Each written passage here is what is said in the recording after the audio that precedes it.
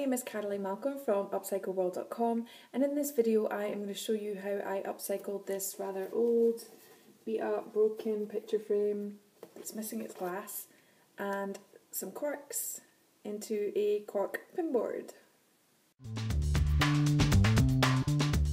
So I started by giving the picture frame a light sand and a quick clean so that the paint would adhere. I then added the picture frame clips and put the board into the frame and started nailing that in place with the tacks and the nail gripper.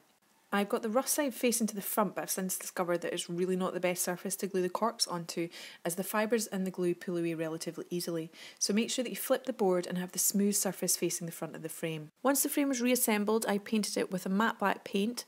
I put a book underneath to make it easier to paint the sides, and I then allowed it to dry overnight. I then finished cutting the remaining corks. I initially tried doing this with the Stanley knife, but as you can see from the video, it really wasn't big enough for the job and it took a fair bit of work to cut the cork. So I moved on to using a small sharp kitchen knife, and it was much easier to cut the corks with that. I cut them into 4 pieces and I used the top and bottom parts on this pinboard as I liked the look of them mixed together. I'm going to do another upcycled pinboard with the remaining cork, but I'm going to add different colours and possibly stamps to the corks to give that pinboard a completely different look. You could always use whole corks if you prefer, and it would definitely save you some time doing it that way. After I'd finished cutting the corks, I started to place them onto the board and arrange them so that I had a nice mixed layout that I was happy with. I also cut some corks into halves and some into quarters so that I could fill any small gaps. I then used the hot glue gun to start gluing these in place, and despite laying them out beforehand, I still ended up rearranging some of them when I was gluing them, so don't be surprised if this happens to you too. It did mean that I had to cut some more small pieces of corks to fit into different gaps, so it might be better to leave this step until the end.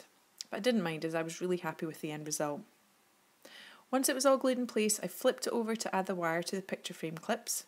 I measured out a length of wire to fit the frame and then twisted the wire over a good few times at each side to secure it in place.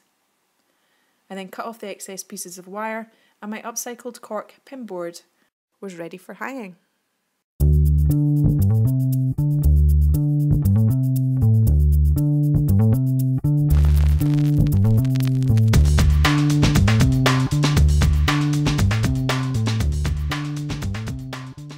Well, that's it for today's video. I hope that you enjoyed it. If you did, please hit the like button, and if you want to see more, then hit the subscribe button.